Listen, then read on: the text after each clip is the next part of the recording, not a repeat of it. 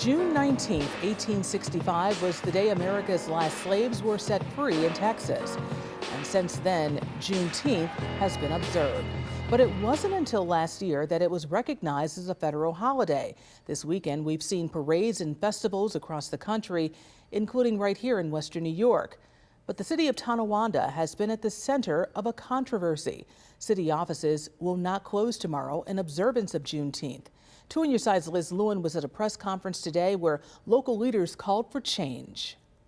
It's been 1 year since President Joe Biden made Juneteenth a federal holiday, proclaiming it a day for all Americans to recognize and commemorate the end of slavery. On Sunday, Biden tweeted out, quote, "The emancipation of enslaved Black Americans was not the end of our nation's work to deliver on the promise of equality. It was only the beginning." New York is one of only 18 states across the country that have made Juneteenth a permanent paid state holiday. But some cities are not officially recognizing it. Take the city of Tonawanda, for instance. Here we are the day before he should be observing it, and we're not observing it properly. Today, residents and city officials gathered outside of Tonawanda City Hall to express their disappointment with Mayor John White's decision not to close the city offices tomorrow. The city of Tonawanda School District is closed tomorrow. They sent out a beautiful text message laying out Juneteenth, why we celebrate, why it's so critically important, and they sent out an email of the same, and they're closed.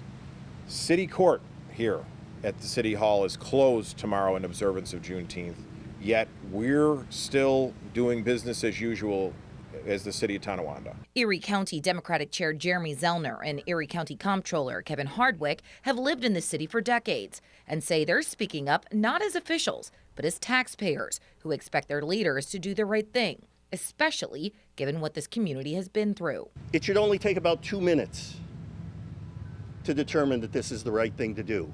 And I do believe that my friend, the mayor of the city of Tonawanda, John White, will in the end do the right thing. And I hope he does it sooner rather than later. Last year, White's predecessor, former Mayor Rick Davis, worked with unions and agreed on a signed memorandum of understanding, recognizing Juneteenth as a holiday. However, it was only for a year. That conversation took 2 minutes. City Hall workers, if they're able to take the day off, they'll get the day off.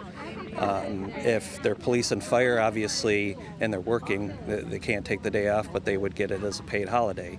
White's office released a statement saying in part, quote, "That memorandum of understanding expired prior to my administration taking office," end quote. With less than 24 hours to go, the mayor's office says negotiations with unions are still ongoing. The right thing to do is to observe Juneteenth, and I feel that as a city we're taking a step back. Well, Claudine, following today's presser, Mayor White issued another response saying he is, quote, "deeply troubled" and feels Zellner and others are, quote, "exploiting the true meaning of what Juneteenth represents and attempting to attack my character," end quote. White continues defending his reputation and saying that voters, quote, "elected me to hold the mayor's office. They've entrusted me and will hold me accountable for my actions and decisions that I make, which I feel are in the best interest of the city." The city is holding a Juneteenth ceremony tomorrow at 9 a.m. behind City Hall. In the Information Center, Liz Lewin, Channel 2 News.